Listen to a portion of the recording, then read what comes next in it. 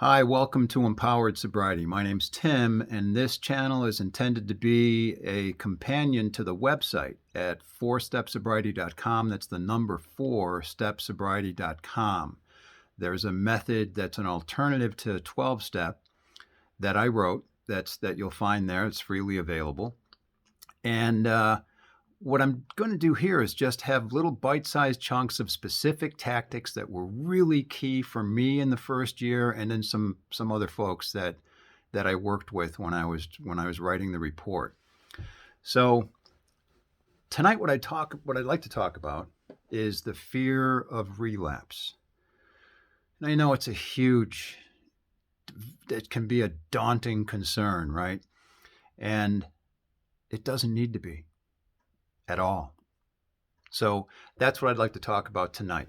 And it's just going to be a few minutes because it's a really simple tactic that I have. And actually, you'll find it in step 2 called self-leveraging if you want a little construct for the specific way that you visualize to achieve getting the clarity that I suggest that you get around this. You'll find it there.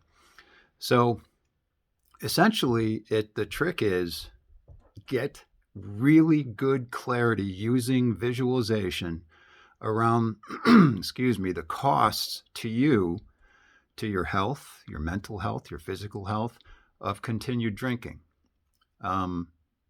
During this week, next month, drinking for the next 6 months, year, 2 years, 5 years, take it out as far as you can get it, but get real good clarity on what your life looks like moving forward. And when you've done this part right, you'll feel pretty horrible about what you will be doing to yourself if you keep drinking. So the other side of that is to get some clarity on what your life looks like without drinking.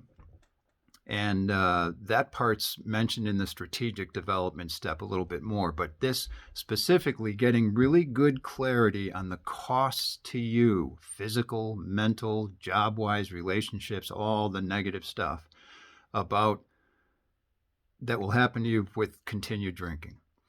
So what happens is once you get good clarity in this, I can honestly say, well, the first year was a major challenge for me.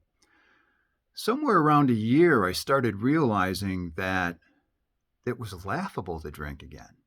Like, not only did I not have urges, did I not have any fear of relapse, I kind of laughed about it because not drinking had become such an advantage for me. At the time, I had a job where I had to wine and dine clients.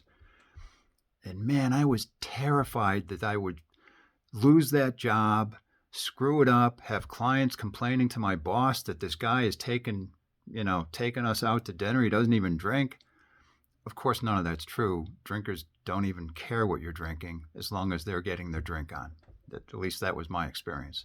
So that's the whole trick in this one. Get clarity around the costs of drinking using visualization so you have no doubt that drinking's not fun.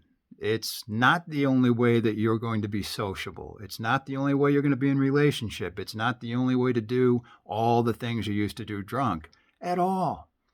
It will literally become laughable to you that you would drink again. So that's my hope for you.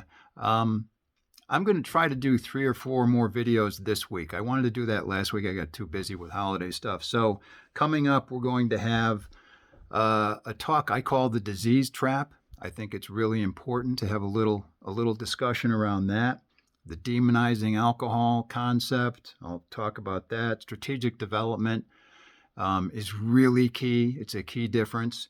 And diminishing troubling issues. Literally, one of the 4 steps is all about just diminishing troubling issues, not endlessly talking about how screwed up you were. I don't think there's any value to that. So thanks for coming by, and I'll see you guys very soon, hopefully in a day or 2.